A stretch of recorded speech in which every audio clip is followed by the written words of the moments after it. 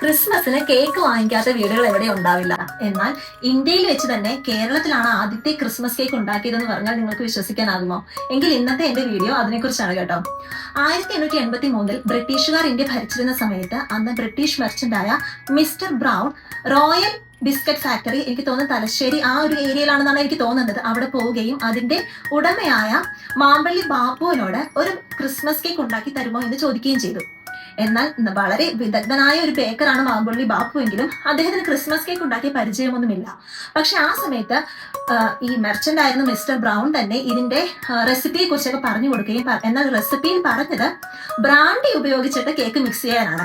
എന്നാൽ മാമ്പള്ളി ബാപ്പു ഇദ്ദേഹത്തിന്റെ ഇൻപുട്ടിന്റെ ഒപ്പം തന്നെ തന്റേതായ ഒരു തനിമ കൂടെ കൊണ്ടുവരണമെന്നോർത്ത്, എന്റെയൊക്കെ നാട്ടിൽ കശുമാങ്ങ എന്ന് പറയുന്ന കശുവണ്ടി ആപ്പിൾ, അതാണ് കാഷ്യൂനട്ട് ആപ്പിൾ എന്നാണ് അതിന് പറയുന്നതെന്ന് എനിക്ക് തോന്നുന്നത്, അതിന്റെ ബ്രൂ എടുത്തിട്ടാണ് കേരളത്തിന്റെ ഒരു തനതായ ഒരു രുചിയും കൂടെ ചേർത്ത് ആദ്യമായിട്ടുള്ള ക്രിസ്മസ് കേക്ക് അങ്ങനെ വിപണിയിൽ കൊണ്ടുവരുന്നത്.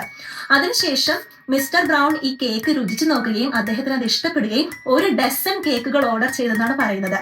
ഇതാണ് ശരിക്കും ക്രിസ്മസ് കേക്കിന്റെ പിന്നിലുള്ള കഥ. അപ്പൊ ഇതാണ് ഞാൻ പറഞ്ഞ ഇന്ത്യയിലെ ആദ്യത്തെ ക്രിസ്മസ് കേക്കിന്റെ കഥ കേട്ടോ.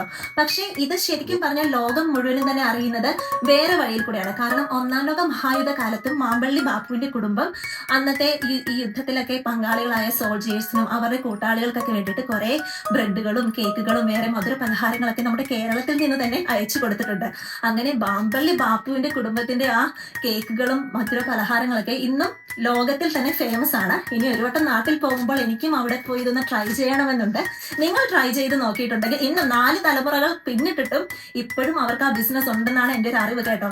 അപ്പൊ നിങ്ങൾ ഇപ്പൊ നാട്ടിലുള്ളവരൊക്കെയാണ്, ആരെങ്കിലും ട്രൈ ചെയ്തിട്ടുണ്ടെങ്കിൽ കമന്റ് ചെയ്യണേ. വീഡിയോ ഇഷ്ടപ്പെട്ടെങ്കിൽ ഫോളോ ചെയ്യുക.